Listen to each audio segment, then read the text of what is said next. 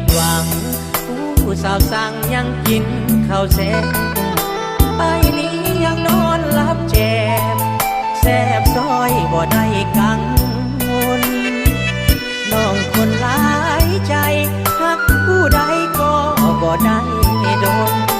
มาหลอกให้อ้ายหลงกลจนเสียหลักผิดหวังตามเคยเกิดมาบอกเคยเลยอกหักบ่หูเมื่อคาผู้สาวเข้ามาหักหลังน้องนางว่าอายมันเซอน้องเอาความงามหลอกผู้ชายเจ็บซ้ำเลยให้ทนบ่ไหวแล้วเอ่ยโอ้น้องเอ๋ยบาปกรรมบาปกรรมน้องคนงามแต่หูแต่จูบบ่สายใดอยู่ดมดมแม่ต้องทนละกรรมหลอกหน้าตาเสยโอ้น้องเอ๋ยใจจืดใจเห็นอายเป็นคนต้อยต่ำน้องคนงามจึงมาเปลี่ยนใจที่อายท้ายเปหูเลน้องจึงแน่นาว่าหักอายก็ตามใจยิ่งงามมากอายหลายคนยังมีสอรี่เสียใจคนคืออายหาไม่นานถึงจะผิดหวังครั้งนี้บ่ได้คนดียังกินข้าวแซ่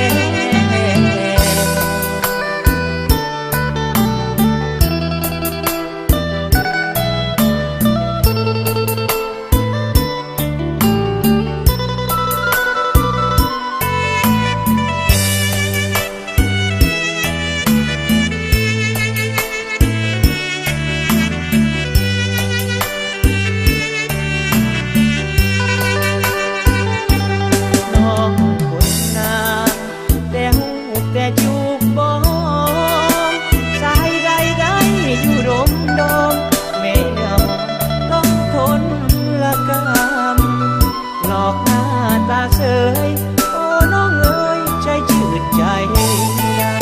เห็นอายเป็นคนต้อยต่ำน้องคนงามจึงมาเปลี่ยนใจที่อายท้ายเปหูเลน้องจึงแน่นาว่าหักอายก็ตามใจยิ่งงามมากอายหลายคนยังมีสอรี่เสียใจคนคืออายหาไม่นานถึงจะผิดหวังครั้งนี้บ่ได้คนดียังกินข้าวแซ่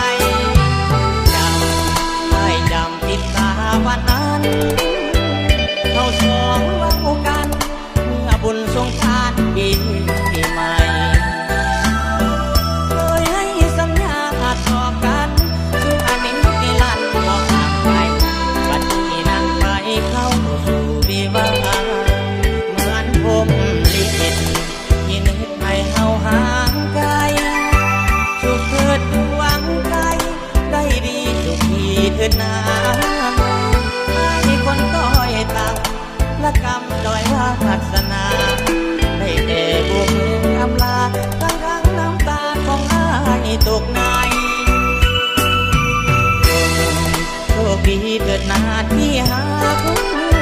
ถึงแม้นสำนักจะขอหยุดพักคนไว้ได้เพียงทางผ่านเท่านั้นบัดนี้คงมันก็ห่างไกลทั้งที่ใจลืมน้องบ่ลง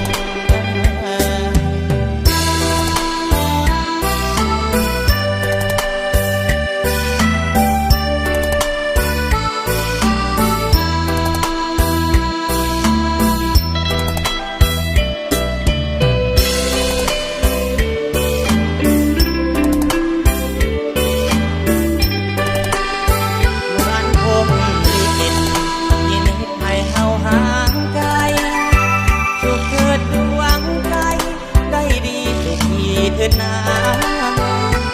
ที่คนต้อยต่ำละกำด้อยวาสนา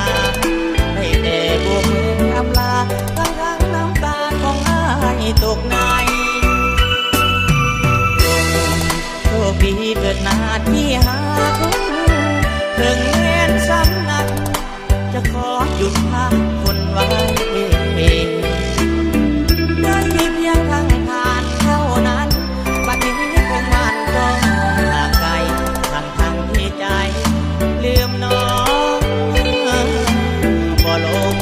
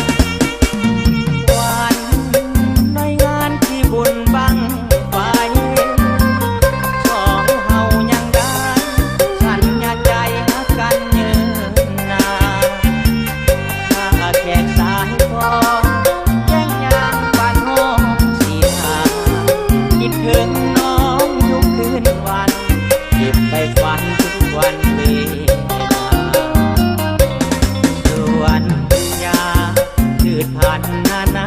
งามไอ้นี่สนใจบ่เว้นขอเป็นคืออย่าได้บ่นาชาวบ้านทิ้งตรงหวานขลมสาบซึ้งโบราณชิมมันโอกไว้แดงบ้านทาบ้านนาเป็นคู่น้องสาวดา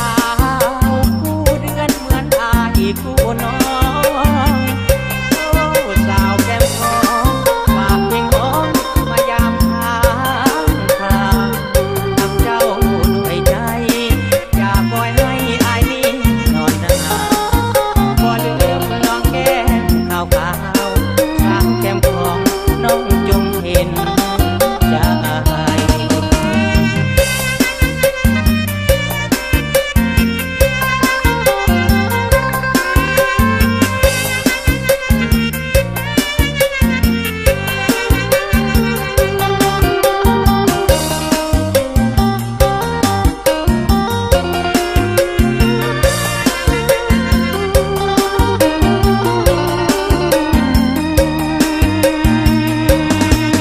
วัน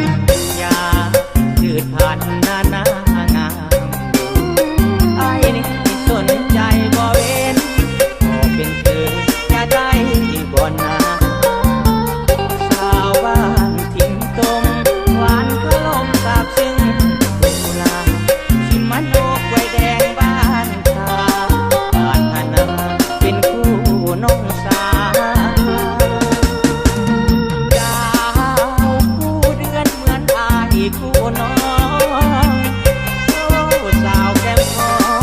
ฝากเพลงอ้อมมายามทางทางทำเจ้าด้วยใจอย่าปล่อยให้อายนี้นอนนานบ่ลืมลองแก้มขาวขาวสาวแก้มทองน้องจงเห็นใจ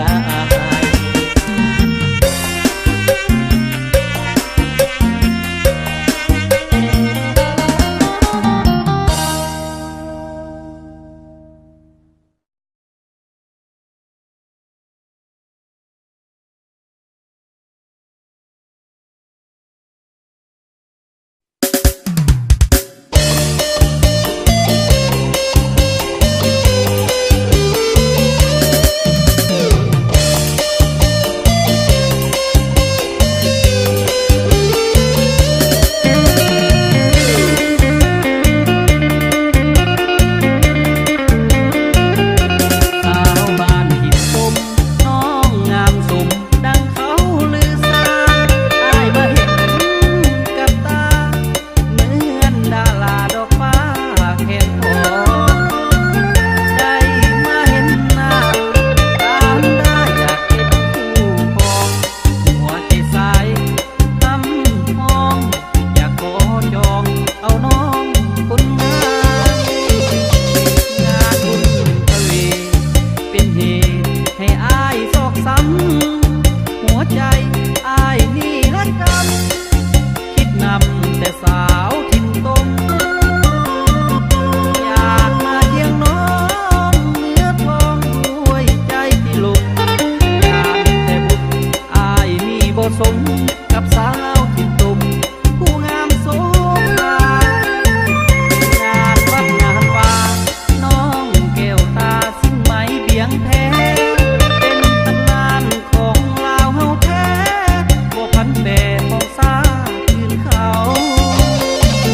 อายขอยกย่องเนื้อทองด้วยใจบ่เศร้าน้องประกาศให้ทราบอื่นเขาคู่กับสาวลาว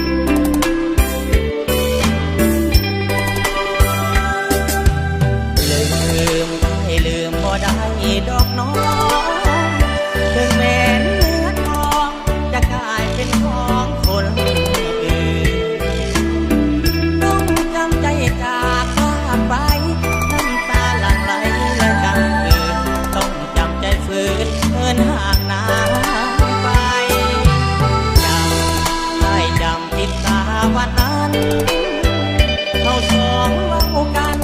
เมื่อบุญสงกรานต์ปีใหม่เคยให้สัญญาต่อกันซึ่งอันนี้นิรันดร์บ่ห่างไกลบัดนี้นั่งไปเข้าสู่วิวาห์เหมือนผมลิขิตที่นึกให้เฮาห่างไกลสุขเถิดดวงใจได้ดีสุขีเถิดนาให้คนต้อยต่ำและกำด้อยวาสนาได้แต่บวกมืออำลาทั้งน้ำตาของอ้ายตกในโชคดีเถิดนาที่หาคุณถึงแม้นสำนักจะขอหยุดพักคนไว้ได้เพียงทางผ่านเท่านั้นบัดนี้คงมันต้องห่างไกลทางที่ใจลืมน้องบ่ลง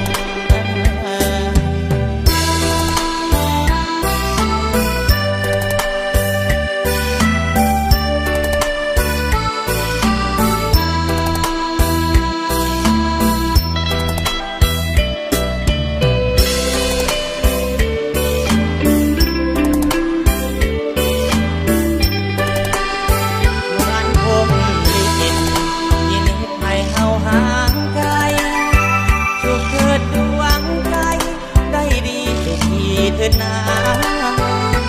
ให้คนต้อยต่ำและกำด้อยวาสนาได้แต่บวกมืออำลาทั้งน้ำตาของอ้ายตกในโชคดีเถิดนาที่หาคุณถึงแม้นสำนักจะขอหยุดพักคนไว้ได้เพียงทางผ่านเท่านั้นบัดนี้คงมันต้องห่างไกลทางที่ใจลืมน้องบ่ลง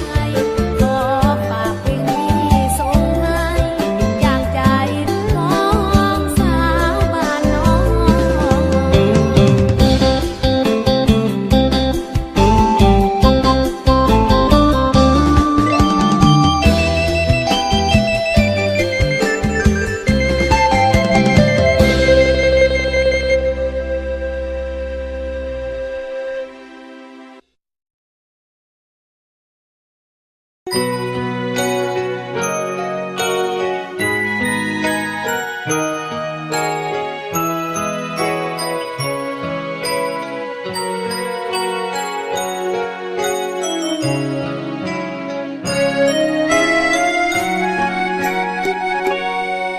วามทุกข์ความเศร้าแผดเผาเมื่อหักสิ้นค่าความหลังที่มันผ่านมาก็สูญสิ้นค่าไปด้วยเช่นกันอย่าหวังว่าเขาจะคืนทั้งความสัมพันธ์ความรักที่เคยสุขนั้นคงบ่มีวันที่จะกลับมาทิ่มเอาไว้เพียงความเศร้าหรือเพียงเงาที่โศกาอยู่ก่อนอยู่กับน้ำตาและฟ้าคอยลงโทษทันเพราะความรักบ่แน่นอนคอยหลอกล้อนทุกคืนวันอันความเจ็บที่ตื้นตันคงบ่มีวันจะหายพอแล้วเจ็บแล้วทราบแล้วความรักของนายความรักที่สิ้นความหมายถือเขาทำลายน้ำตาน้องนาโศกดีเถิดอ้ายอย่ามองเหมือนหักของข้ามีหักแล้วอยากจากลาสิ้นสุดเถิดนาความหักข้า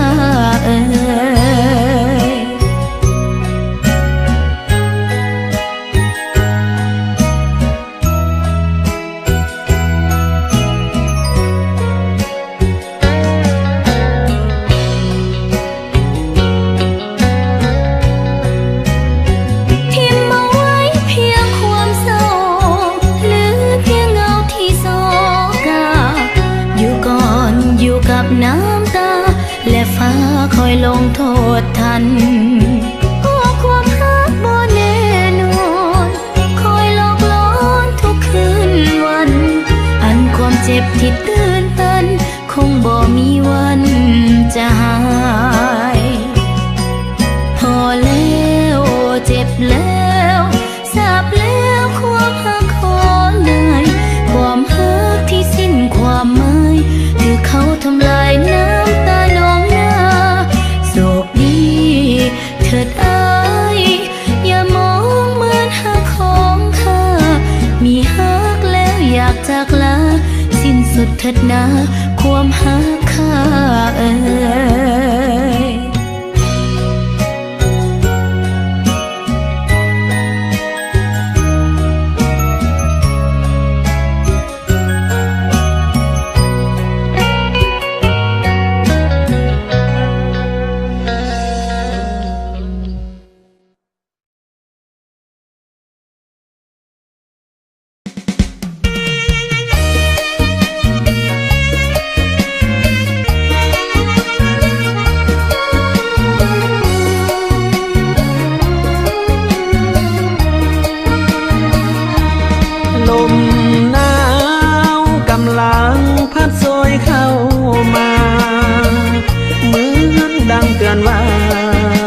ให้หาคู่ครองพี่ล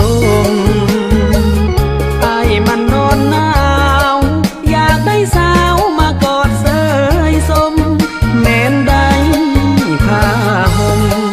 เป็นห้อยหนาวก็บ่หาหน้าหนาวปีนี้หรือดีอายเหงาคิดถึงสาวเจ้าก่อนเฮาเคยได้ซื่นใจเมื่อออกพรรษาสัญญาเฮาว่าอย่างใดโอ้ยอดควันใจอย่าปล่อยอ้ายนอนหนาวตายหน้าหนาวปีนี้หนาวจนกระด้างขาดน้องเคียงข้างต้องนอนฟันข้างเดียวได้มันหนาวเหลือล้นหนาวจนจะขาดใจตายหนาวทั้งกายทั้งใจจะตายเพราะขาดคนคองอ้ายหนาวน้องสาวได้ยินหรือบ่อ้ายหวังตั้งต่อจะมาสู่ขอเนื้อทองหีบตัดส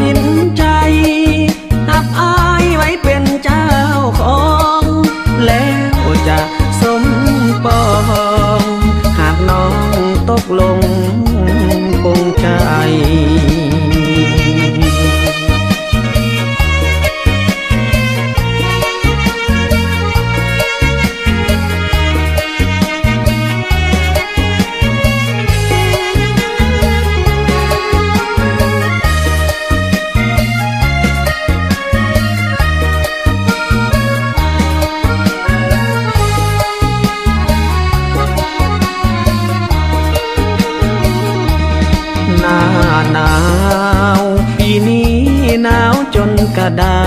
งขาดน้องเคียงข้างต้องนอนฝันข้างเดียวดายมันหนาวเหลือล้นหนาวจนจะขาดใจตายหนาวทั้งกายทั้งใจจะตายเพราะขาดคนคองอายหนาวน้องสาวได้ยินหรือบอกอายหวังตั้งต่อจะมาสู่ขอหนึ่ง